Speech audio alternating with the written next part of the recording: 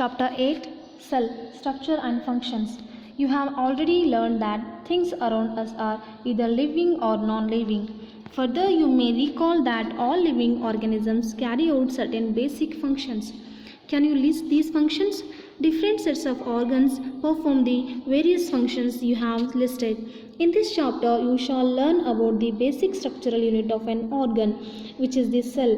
Cells may be compared to bricks. Bricks are assembled to make a building. Similarly, cells are assembled to make the body of every organism.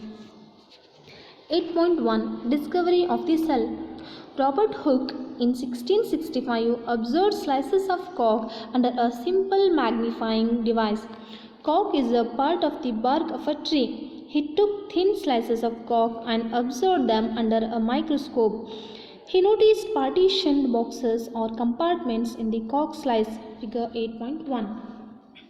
These boxes appeared like a honeycomb. He also noticed that one box was separated from the other by a wall or partition. Hooke coined the term cell for each box. What Hooke observed as boxes or cells in the cork were actually dead cells. Cells of living organisms could be observed only after the discovery of the improved microscopes. Very little was known about the cell for the next 150 years after Robert Hooke's observations. Today, we know a lot about the cell structure and its functions because of improved microscopes having high magnification. 8.2 The cell. Both bricks in a building and cells in the living organisms are basic structural units. Figure 8.2a, b. The buildings, though built of similar bricks, have different designs, shapes, and sizes. Similarly, in the living world, organisms differ from one another, but all are made up of cells. Cells in the living organisms are complex living structures, unlike non-living bricks.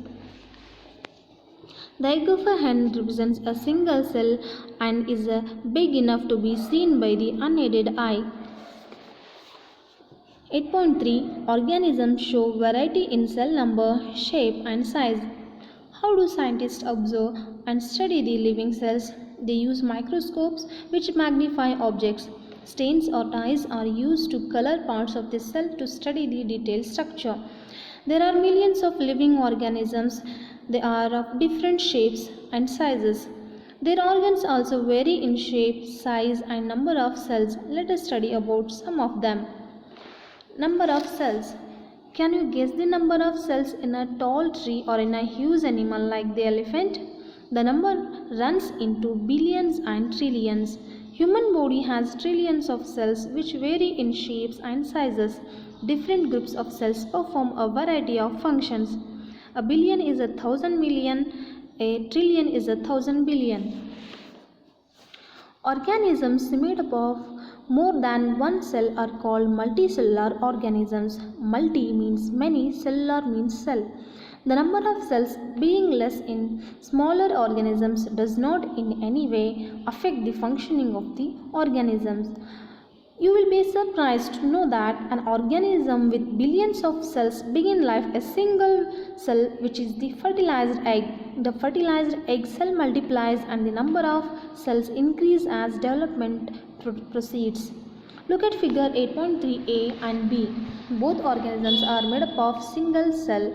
The single cell organisms are called unicellular organisms. Uni means one, cellular means cell.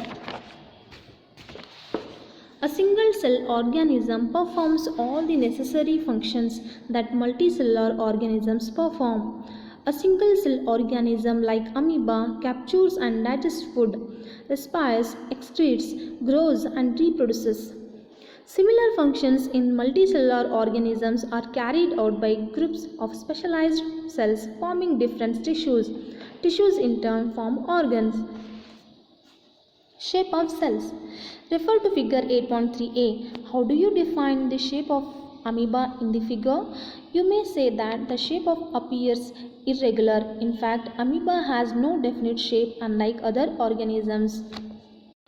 It keeps on changing its shape. Observe the projection of varying lengths protruding out of its body. These are called pseudopodia. Pseudo means false, podia means feet. As you learned in class 7, these projections appear and disappear as amoeba moves or feeds. A white blood cell WBC in human blood is another example of single cell which can change its shape. But while WBC is a cell, amoeba is a full-fledged organism capable of independent existence. What shape would you expect in organisms with millions of cells? Figure 8.4 ABC shows different cells such as blood, muscles and nerves of human beings. The different shapes are related to their specific functions. Generally, cells are round, spherical or elongated. Figure 8.4a. Some cells are long and pointed at both ends. They exhibit a spindle shape. Figure 8.4b. Cells sometimes are quite long. Some are branched like the nerve cell or a neuron. Figure 8.4c. The nerve cell receives and transfers messages, thereby helping to control and coordinate the working of different parts of the body. Can you guess which part of the cell gives its shape? Components of the cell are enclosed in a cell membrane. This membrane provides shape to the cell of plants and animals. Cell wall is an additional covering over the cell membrane in a plant cells. It gives shape and rigidity to the cells.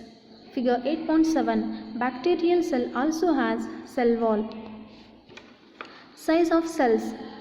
The size of cells in living organisms may be as small as millionth of a meter, micrometer to micron, or may be as large as few centimeters. However, most of the cells are microscopic in size and are not visible to the unaided eye.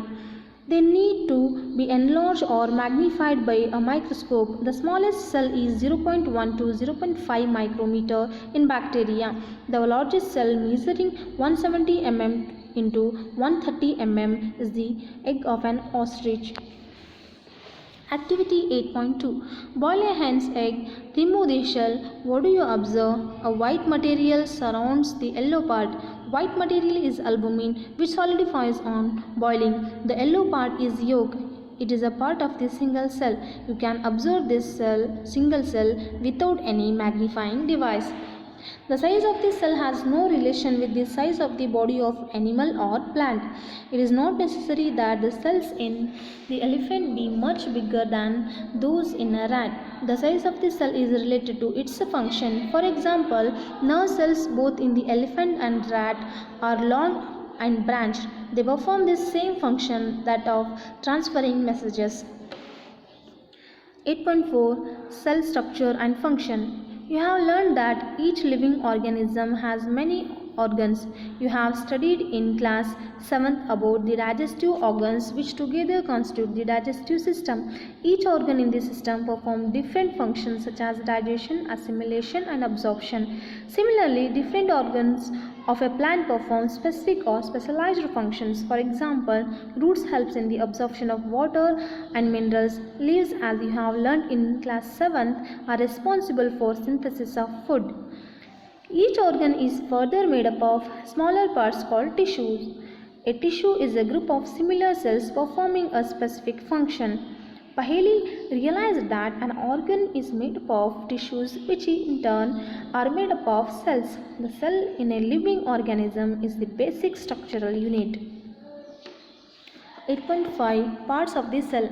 Cell membrane. The basic components of the cell are cell membrane, cytoplasm and nucleus. The cytoplasm and nucleus are enclosed within the cell membrane, also called the plasma membrane. The membrane separates cells from one another and also the cell from the surrounding medium. The plasma membrane is porous and allows the movement of substances or materials both inward and outward. Activity 8.3. In order to observe the basic components of the cell, take an onion bulb, remove the dry pink coverings or peels. You can easily separate these from the fleshy white layers of the bulb with the help of forceps or even with your hand. You can also break the onion bulb and separate out thin layers. Place a small piece of the thin onion peel in a drop of water on a glass slide. The thin layer can be cut into smaller pieces with the help of a blade or forceps. Add a drop of methylene blue solution to the layer and place a cover slip on it. While placing the cover slip, ensure that there are no air bubbles under the cover slip. Observe the slide under the microscope. Draw and label. You may compare it with figure 8.5. The boundary of the onion cell is the cell membrane covered by another thick covering called the cell wall. The central dense round body in the center is called the nucleus. The jelly-like substance between the nucleus and the cell membrane is called cytoplasm. You have learnt earlier that the cell membrane gives shape to the cell. In addition to the cell membrane, there is an outer thick layer in the cells of plants called cell wall. This additional layer surrounding the cell membrane is required by plants for protection. Plant cells need protection against variations in temperature, high wind speed, atmospheric moisture, etc. They are exposed to these variations because they cannot move. Cells can be observed in the leaf peel of Tradescantia, Elodea or Ruia. You can prepare a slide as in the case of onion. Paheli asked Bujo if he can also observe animal cells. Activity 8.4. Take a clean toothpick or a matchstick with the tip broken. Scrape inside of your cheek without hurting it. Place it in a drop of water on a glass slide. Add a drop of iodine and place a cover slip over it. Alternatively, add 1 to 2 drops of methylene blue solution. Observe it under the microscope. You may notice several cells in the scrapped material, figure 8.6. You can identify the cell membrane, the cytoplasm and nucleus. The cell wall is absent in animal cells. Cytoplasm. It is a jelly-like substance present between the cell membrane and the nucleus.